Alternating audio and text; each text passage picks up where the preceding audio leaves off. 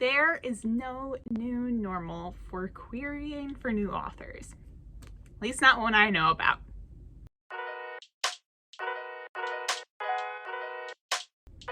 Hi, what's up? My name is Emma Rose and I do a lot of stuff. I'm a fantasy author, which is mostly what we'll be talking about today, but I'm also an artist and I post here about my creative life, so you can subscribe if you'd like to join me for that. But here is the thing. So I've been querying my first full-length novel project for a little over a year now, and the novel is about sapphic shapeshifters at sea. It's a coming of age. It's a lot about feminism and body politics and really, really fun shapeshifting stuff. And querying post-pandemic has been so cryptic and weird, and it's been full of a lot of strife for me, and I kind of just need to get this out of my system. I am still querying, actually, but let me tell you how I've gotten to this point. So prior to even finishing my most recent draft of this novel, which has been through a lot, it's heavily revised, it is critiqued, it is good, in my opinion, and at least the opinion of a couple of others. I spent a lot of time researching my strategy for querying. I used a video by Alexa Dunn, who is such a helpful resource in this industry, and I've read plenty of blogs about querying, and I'm on Query Tracker. I still recommend doing all of those things if you are new to querying, if you're on the precipice of sending out your first manuscript to agents. Definitely check those resources out. But, and this is the huge caveat here, things have changed so much since most resources were put out there, and what was the norm for a good title for strong writing, what was the norm for like the response you would see among agents, that has really changed. I just want to like talk about my experience. Obviously, I'm only one person with one book, and there are a couple of very particular things about my novel that I'll get into in a second. However, I just thought it might be useful to put like this out there for anyone who's kind of been swimming in the deep end like I have for the past year. I don't know. And I also just like, I had this policy where I didn't really talk about my querying experience, what was happening, as a sort of like self-protection thing. And that wasn't super useful, actually. It didn't make me feel any less bad about some of the rejections and just the process overall. So I'm kind of trying to do some reflecting on that by making this video. Anyway, let's jump into it. So I gave you like a really quick log line of my project, but I will say there are a couple of things about it that I do think make it very hard to place. It is closer to high fantasy than low fantasy. It is not kings and queens and high fae, which some people love. So it doesn't really fit there in that category people love. And it's not low fantasy, like it's in our world with just a little sprinkle of magic. It's not witchery, it's not anything like that. Okay, so it might be kind of in between. Fantasy also super competitive. Many people are writing in YA fantasy right now, and very few agents are signing tons of writers in that genre. But like, we kind of knew that. I definitely heard that insight going into my querying. So what else is different about my novel? It is an LGBTQ novel that is heavily about women and queer women, which can be a little bit challenging still to find a home for, unfortunately. And also, it's about queer women, but it's not very romantic. The romantic subplot is little. Finally, some people just don't like boats. Pirate stories and boat stories are actually some of the like, please don't send me this type of stories that a lot of agents have. They're like, oh, don't send me portal fantasy, don't send me boats, or whatever. So, or don't send me war stories, don't send me pirates. But some people just have the ick for it. That said, I have gotten a few positive pieces of feedback, even from agents who have read very, very few of my pages.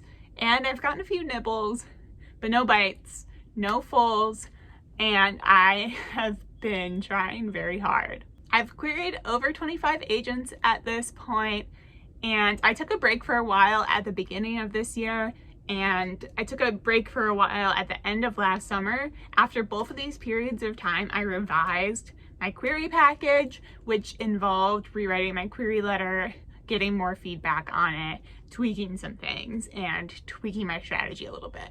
I had a little mini crisis near the beginning of 2022 after I had sent out my first batch, where I was pretty focused on this one insight I had read, which is your project is pretty strong, pretty ready, pretty commercially viable if you get about 1 request out of 5 or 6. So like 15 to 20% of the queries that you send out are requests of some kind. That's what you hear back from the agents. And I had heard this from Alexa Dunn. It has been around book Twitter. I will have you know, universally, I think that request rates are so much lower than that, unless you have like the most commercially viable thing, which is like, that's like saying, oh, unless you're a unicorn, unless you have just the right moment. You do hear about people who have been recently published or recently agented in the past few years who got like 10 requests really quickly. Of course, there are those people, but from reading on Twitter, including from agented people, request rates are way lower than that, okay? Also, from looking at Query Tracker, I can just tell that request rates are really, really low.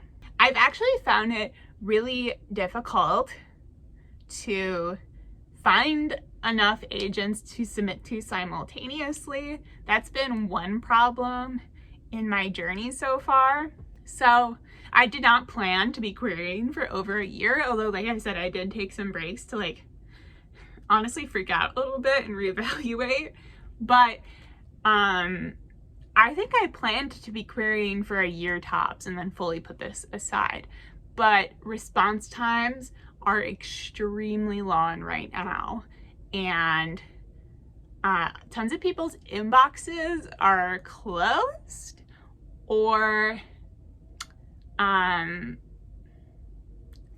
you know, there's a lot of like weird little intricacies where you're not supposed to submit to the same agency when one agent who's there already has your project. You're supposed to wait for their response, and that has really been adding up a lot of time for me just based on the specific agents that I'm interested in.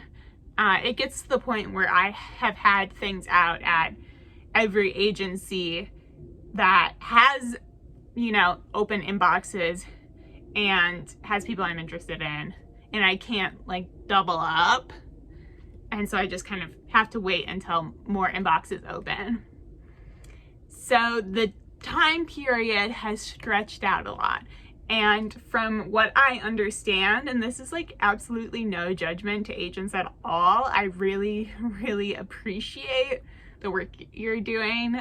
used to work in a publishing house, I have like a micron of insight into this, and I know it's really complicated and intense work and so much reading. So listen, I appreciate that the pandemic like really transformed things for like the agency working environment. A ton of people quit, a ton of people moved agencies, so there's been a lot of shuffling around of different clients. I'm sure that takes a lot of time. There have obviously been a lot of shakeups within publishing houses as well, which makes submissions timeframes longer. Like, it's all clogged up in many ways because of labor rights issues. Not much we can do there. It's also pretty clogged up because people were just working so very differently, or not being able to work during the pandemic. And then of course the market changed a lot. I'm really optimistic about the book market because I've seen so many more people interested in reading because of Book Talk. But on a whole, people throughout publishing, like from the writer side to the publishing house side, seem to feel a lot of instability around sales and the money in the industry right now. Like, I don't think there's a lot of certainty about what people want right now.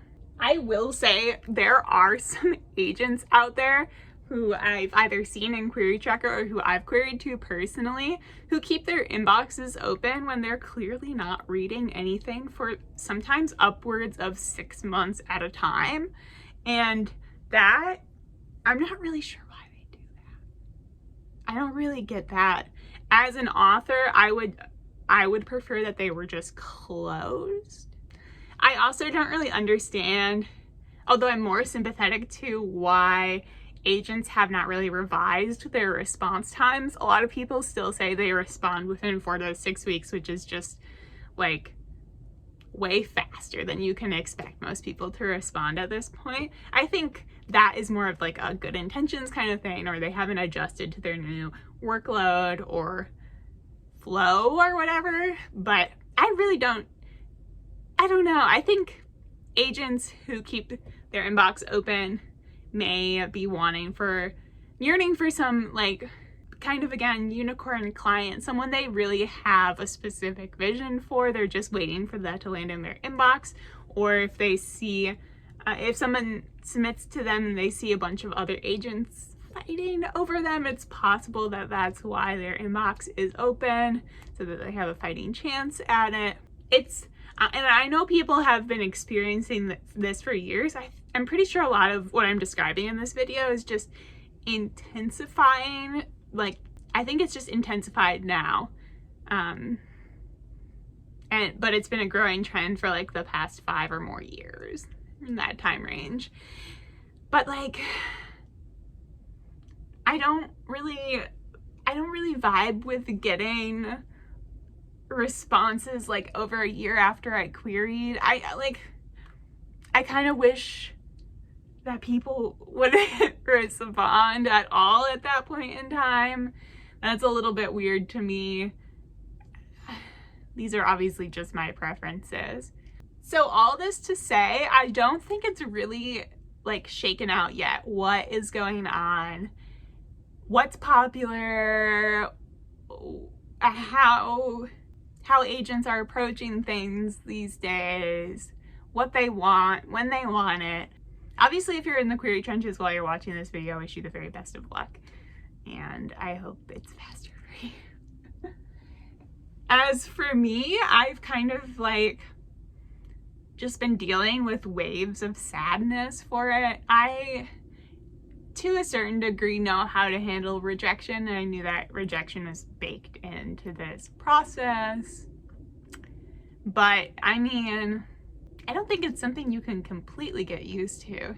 And this book is something that I really pictured being my debut. It really hurts my heart to think about shelving it. It's highly personal It has a lot of connection to my identity as a queer woman. And it's just kind of the book of my heart, and I worked on it for a long time. So I do think eventually shelving it will be the right choice if it does come to that, and I know I'll figure it out, and I'll eventually query another manuscript. It's just hard. Sometimes I think there might be some glaring error in it. Something that I can't see but everybody else can. And I don't know how to overcome that. I have been fiddling with my list a lot lately. I've been adding to it, which has become easier to do because, like I said, some people have switched agencies, some people have reopened their inboxes after literally being closed for years. So I'm still taking some time to do this, but it's weird out there. It's really, really weird. It's really been affecting my writing, unfortunately. I'm saying all of this with a smile. I don't know how else to talk to the camera. I'm so sorry. But yeah, I've been like hugely creatively constipated, blocked, whatever. Like, I have projects that I desperately want to be working on that I haven't been able to bring myself to think about because it just feels like this first project of mine is dead. Like I have to grieve it or something, but also because of just like a huge amount of insecurity that comes along with like, well, is this next one going to be viable? Can this next one ever hope to support me even a little bit? Really, really caught up in like the money thoughts and the career thoughts that are not very artistic. They're not helpful at all. I haven't figured that out yet, and I don't, other than sharing my story about this past year as like a singular data point insight, I don't really want this to come off as advice at all, because like, who's to say? Maybe my only bit of advice is that getting advice about querying right now is probably a little weird because it hasn't settled. I don't think it's stabilized into a new era for this industry. I haven't talked to that many other querying writers lately. I've been very like introverted, and guys, I'm going through it. Part of why I wanted to make this video was to have a space down in the comments below for anybody else going through the same thing or maybe about to go through the same thing to chat. So if you have any thoughts about like what querying is like pandemic era, post-pandemic, I would love to know. Like, I'd love to know what you think and if it's very different from my experience or anything like that. And I did feel a little bit better having made this video, I guess. I was reading like The Artist's Way, you know, and Julia Cameron, the author, like said this thing about like ungrieved creative projects, like things that never came to be or things that didn't work out towards your expectations, and the shame we feel around being sad about those things. I think a lot of ways, like, we're taught that these things aren't guaranteed, so like, why are we upset about them, you know? And she was like, you can't just like move through those without grieving them. You can't necessarily move on to other projects without grieving them. I will leave you with that thought today. If you want to stick around and support me, you can like, comment, subscribe down below. I post maybe every other week. I don't know. This is my last thing that I did. If you want to check out the video, I've repainted the Hunger Games. What? So there's a little paint with me up as my last video. I'm on TikTok, Instagram, Pinterest, and what's the new one I tried? I tried Lemonade recently. Maybe I should make a video about that. I don't know. Lemonade is a new social app. In this era of the US maybe banning TikTok, new ones are popping up. So that is all for today. Thanks so much if you're still here. I appreciate you. Take care and see you next time. Bye.